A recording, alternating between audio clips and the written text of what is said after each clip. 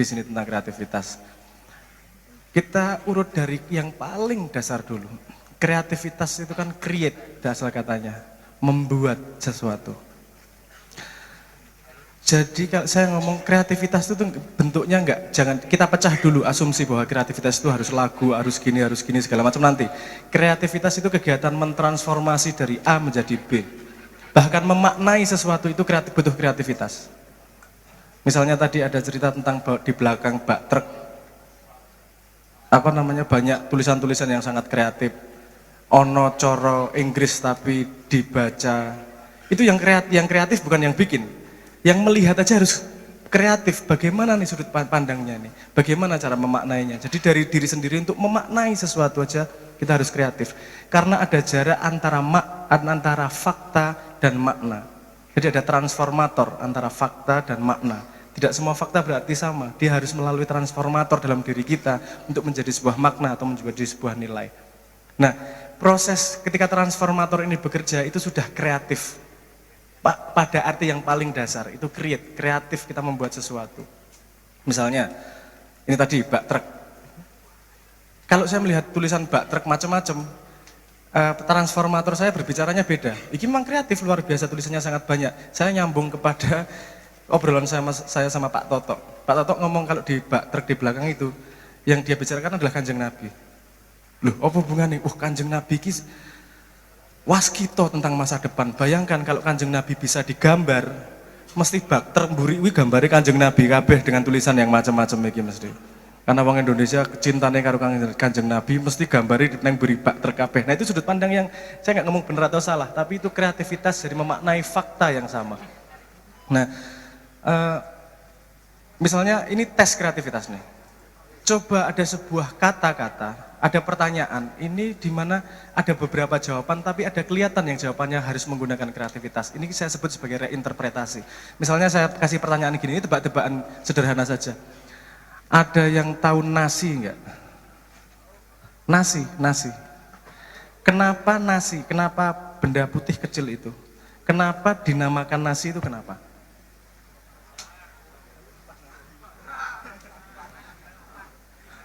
Jangan menertawakan itu. Kalau jawaban sederhana ya dari sananya atau dari etimologi, karena langsung kita berpikir pada arah itu. Tapi ada yang menjawab dengan sangat kreatif, karena Dina lapar. Kenapa dinamakan nasi? Karena Dina lapar. Dia hanya cuman dalam imajinasinya dinamakan satu kata nasi, kata berikutnya. Dan dia hanya merubah sedikit. Dina spasi makan nasi. Sebutannya sama, punya pemaknaan yang sama sekali berbeda. Setelah itu kreativitas ya. Paham maksud saya ya? Nah, itu kreativitas, jadi proses mentransformasi dari A menjadi B. Mendengarkan lagu. Nah, kenapa tadi saya ngomong sandaran hati? Karena ini ada proses kreativitas juga, enggak dari hanya membuatnya. Kalau membuatnya kan dari tujuan, dari bayangan, dari berbagai pertimbangan, kemudian lahir sebuah karya yang namanya lagu Sandaran Hati tersebut. Tapi mengartikannya juga bermacam-macam. Arti yang paling sederhana ketika lagu itu baru keluar, Sandaran Hati, langsung dikomentari oleh pembuat klipnya. Ini lagu lebay banget ini. Orang sama pacarnya aja kok sampai kayak gini kalimatnya. Kok gue mendayu-dayu banget tuh sama pacarnya aja kak, sama pasanganmu aja kalimatnya pakai seperti ini. Dia belum kenal Mas Dur. Itu kalimat pantas itu kalau yang dikatakan oleh Gus Dur kita itu. Boleh nggak mengartikan seperti itu? Sangat boleh. 6 tahun kemudian ada yang kemudian yang kemudian mulai rame itu karena ada yang buat kartun tulisan tentang arti lagu Sandaran Hati tapi diartikan secara spiritual. Bahwa sandaran hati itu adalah Tuhan. Tapi ada lagi kreatif yang berbeda lagi. Nah, Mas Dur perlu krungu iki. Ada reinterpretasi lagi terhadap Sandaran Hati di mana mengatakan bahwa Sandaran Hati itu adalah lagu perkawinan. Nah, ini butuh kreativitas untuk memahami, membuat interpretasi itu sendiri butuh kreativitas. Dia, kok bisa itu seperti itu, kok dia lagu perkawinan. Coba dengarkan refnya. Emang kenapa refnya? Oh, tapi sebelum saya jelaskan refnya, dia ngomong gitu. Anda harus tahu hakikat dari perkawinan itu. Perkawinan adalah membutuhkan dua hal untuk terjadi. Dia membutuhkan surat dan membutuhkan urat. Kalau cuman surat dadi negaring perkawinannya, kalau cuman urat nggak ngomongnya bukan perkawinan kemudian. Oke, dari aksiom dasar pengetahuan tersebut, kemudian arti dari sandaran hati jadi berbeda. Dia hanya satu komponen berbeda. Dia punya arti yang sama sekali berbeda. Terus Joan, coba refnya sandaran hati gimana? Teringat, ku teringat, pada janjimu ku terikat. Nah itu surat, komponen pertama. Pada janjimu ku terikat, surat nikah itu namanya.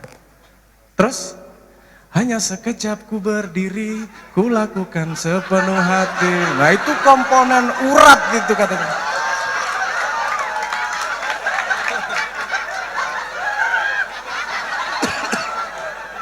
Hanya sekejap ku berdiri, walah. Paham maksud saya? Ya, mbak jomblo apa ora ya paham lah. Enggak masalah. Apa? Oke. Jadi tadi mentransformasi dari A menjadi B, itu sudah proses kreatif. Tapi kemudian proses kreatif itu menjadi kompleks. Nanti kalau ada outputnya misalnya lukisan, outputnya ada kemudian lagu, outputnya tesis atau paper, outputnya cara joget yang baru, outputnya bentuk kumpulan seperti ini, itu output dari kreativitas karena ada parameter lain yang bekerja. Nah, di musik edukasi saya menceritakan bahwa proses kreatif itu ada tiga langkah. Pertama menyerap, yang kedua meledakkan, dan yang ketiga menata. Menyerap adalah bagaimana kita mengambil input dari semua apa yang terjadi di sekitar kita. Entah itu ilmu, entah itu lagu. Karena Anda nggak mungkin bikin lagu kalau nggak pernah dengerin lagu sebelumnya. Ya nggak? Nggak mungkin bisa ngelukis kalau nggak belajar ngelukis dari orang yang pernah bisa melukis. Jadi proses menyerap, segala macam diserap. Misalnya apa? Kalau di sini serap, warna hijau, ada lampu, ada tiang, ada kegelapan. Nah, misalnya itu kita serap. Setelah diserap, kita sudah punya komponen dasar, kita punya hulu ledaknya. Terus kemudian kita ledakkan. Ledakan adalah proses ketika kita mencoba membuat menjadi sesuatu yang baru tanpa berpikir baik buruknya. Ledakan, misalnya gitu. Nah, misalnya apa tadi? Hijau, lampu. Misalnya, Mas Dur ya, misalnya akan delok ngene iki golek inspirasi, menyerap sekitar, oke, tak bikin rayuan. Walaupun pengalamanku dalam cinta masih hijau. Tapi aku selalu membutuhkan tiang dalam hidupku. Hidupku adalah kegelapan dan aku membutuhkanmu menjadi lampu penerang jalanku. Wes, dadi bisa meledakkan. Jebule lampune merah. Nah, paham ya? Jebule lampu merah itu faktor lain lagi. Karena setelah meledakkan, kita punya bahan ledakan yang sangat banyak, kemudian kita menata. Menata adalah meletakkan ledakan ini tadi, memilih ledakan ini tadi menjadi sesuatu yang pas pada tempatnya. Misalnya begini, kalau Anda bikin lagu untuk Anda dengerin sendiri, nggak perlu peduli sama waktunya berapa lama. Anda bikin lagu setengah jam nggak peduli. Karena Anda tidak harus tahu batas, nggak perlu menata untuk Anda sendiri kok. Nah, ketika hasil kreativitas ini Anda serahkan kepada orang lain, kita harus punya konsideran dia masuknya kemana. Kalau musik misalnya ya dia panjang lagunya 3 menit, 4 menit, 5 menit. Karena jarang ada yang mau mendengarkan lagu begitu panjang. Memperhatikan tren masa kini seperti apa kalau Anda ingin berniat untuk menjual lagunya misalnya. Itu konsideran dari menata. Terus misal apa menah ya? Misalnya begini, kalau bikin tesis, kamu ngarang kreatif boleh. Tapi kemudian kalau tesis menatanya bagaimana? Ini sudah pernah ditulis sebelumnya apa belum ya? Sudah ada atau belum ya? Ngapa Anda nulis yang sudah pernah ditulis sebelumnya? Makanya perlu mencari tahu agar bisa menata itu tadi. Outputnya adalah karya yang sudah kamu tata sesuai dengan tempatnya. Nah jadi, kalau saya dulu di Leto sering ditanyain, ini Anda idealis atau ngikuti pasar? Aku rada angel itu pertanyaannya.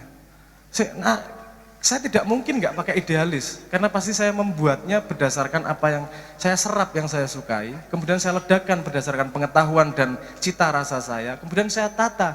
Tata ini karena lagunya untuk dijual orang banyak, berarti kan saya harus memperhatikan selera orang banyak, dan saya harus kompromi terhadap yang mendengarkan. Paham maksud saya? Jadi idealis, ya idealis mesti.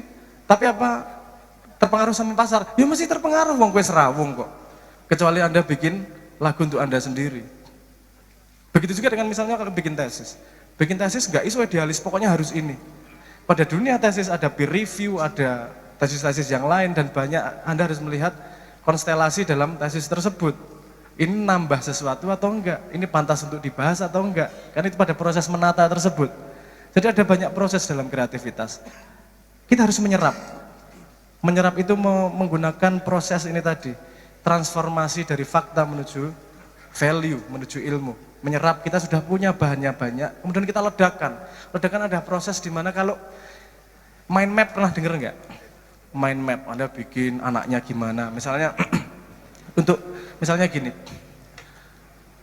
Apple, mind map, Adam, iPhone, terus Steve Jobs, Adam, nabi-nabi. Anda pokoknya asosiatif diledakkan sedemikian rupa, terus kemudian Anda punya bahan untuk kreatif. Aku akan membuat cerita di mana anak Adam yang namanya Habil Qabil ribut sama iPhone, pakai iPhone. Aneh sepertinya ya. Kalau Anda tiba-tiba keluar gitu, pasti aneh bayangannya. Tapi kalau di sini Anda melihat sambungannya nih, ada konsep Apple di situ tuh. Misalnya seperti itu. Jadi sesuatu yang kreatif, sesuatu yang baru itu bukan berangkat, kalau menurut saya bukan datang dari ilham geledebuk tiba njuk gawe dadi langsung jadi, enggak seperti itu. Ada proses dari kita sendiri untuk bisa menatanya menjadi sebuah karya yang bisa bersambungan dengan orang lain. Jadi ada proses menyerapnya, ada proses meledakannya, dan ada proses menatanya. Ini musik edukasi banyak tebak-tebakannya, macam-macamnya untuk ngecek-ngecek hal-hal seperti itu. Aku tahu atau neng gampang ngomong-ngomong soal ini, soal musik edukasi ini. Beberapa kata kunci adalah menyerap, itu beberapa kata kuncinya adalah jangan pernah meremehkan apapun, jangan pernah merasa pandai. Saya biasanya kasih contoh dengan begini, tebak-tebakan. Anda bisa ngitung dari 0 sampai 100 enggak? 0, 1, 2, 3, 4, 5, ngurutin gitu bisa sampai 100? Bisa ya? Itu mudah atau susah? Mudah, jangan pernah meremehkan apapun. Angka 9-nya ada berapa dari 0 sampai 100? Bahkan dari hal yang sangat sederhana kita tidak tahu kadang-kadang ilmunya kuwi kaya ngopo kuwi. Dari 0 sampai 100 angka songone ono piro? Hah? Pira? 11, 10. Oke, sing arane 11 cahones itu. Wes tak kandhani kowe lah. Engko apa jenenge? Jumlahnya ada 20. Dari 0 sampai 100 jumlahnya ada 20. Ini hal yang kita tahu dari SD tapi tidak dalam mempelajarinya karena kita meremehkan hal-hal seperti itu. Jumlahnya ada 20, 9, 19, 29, 39, 49, 59, 69, 79, 89, 90, 91, 92, 93, 94, 95, 96, 97, 98, 99. 20 jumlahnya. Kadang-kadang orang lupa pada 90, 91 dan seterusnya. Kenapa? Nah, ada indeks mengatakan, dari indeks psikologi mengatakan, indeks kreativitas anak kecil jauh lebih tinggi dari orang dewasa. Hampir pasti. Kenapa?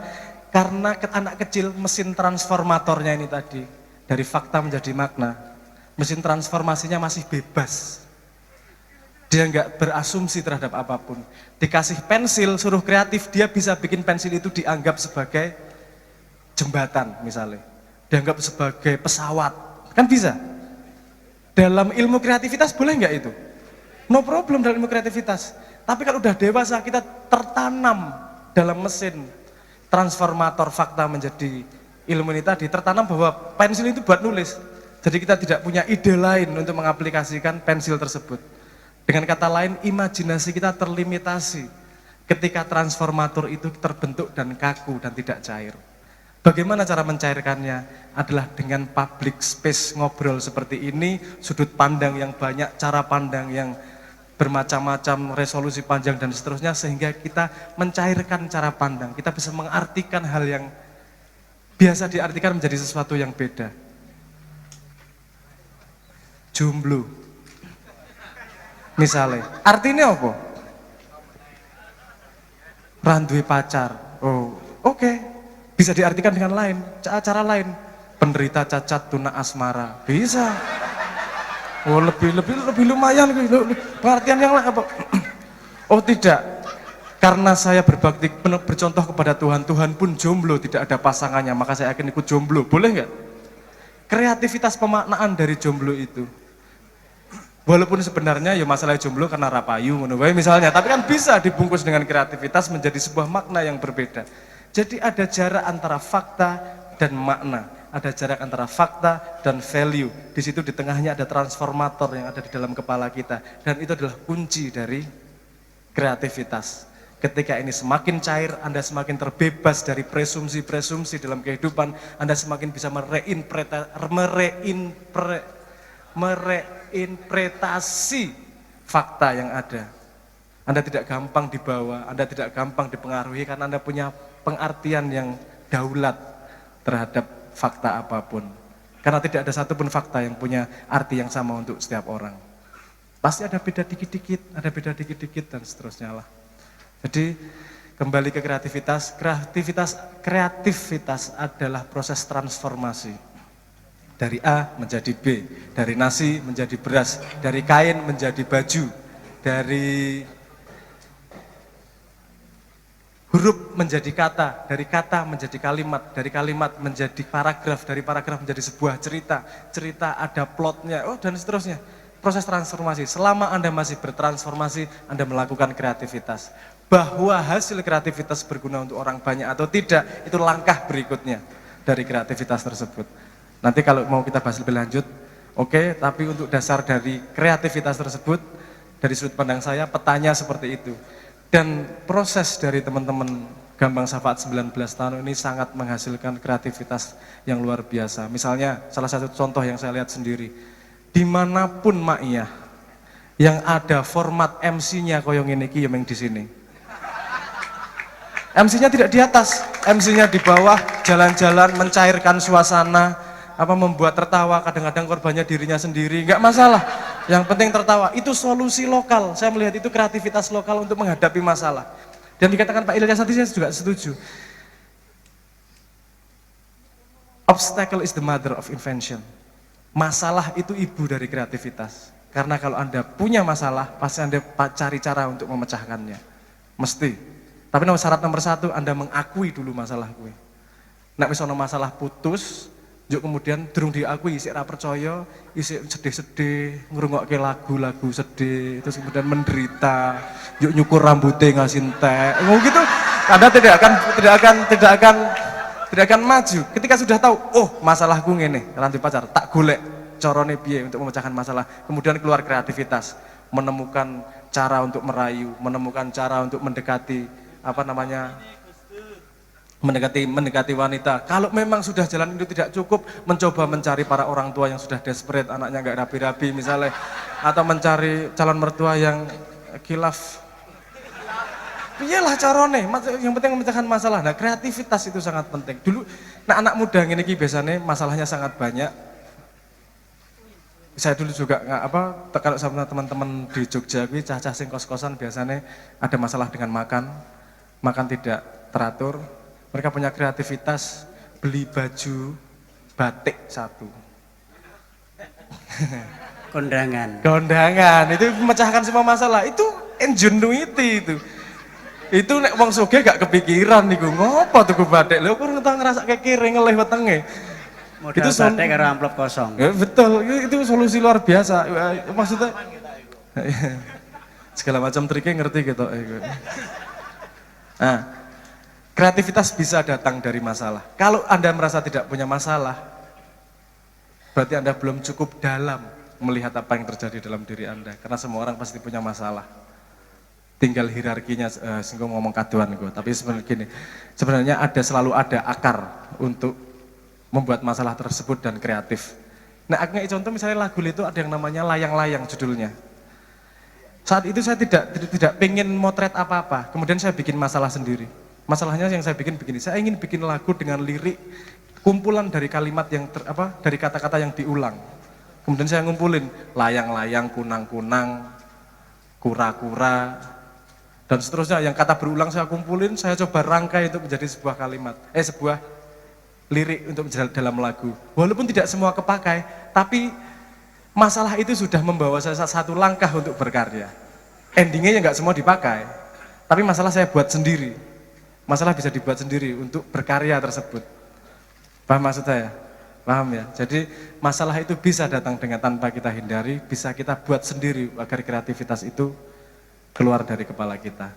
Intinya kreativitas itu kita sudah lakukan semua. Bedanya adalah kita menyadari alat itu bisa kita manfaatkan secara maksimal atau tidak. Kalau kita menyadari kreativitas kita akan lebih besar dari apa yang kita lakukan sehari-hari. Itu dulu, matur nuwun. Assalamualaikum warahmatullahi wabarakatuh.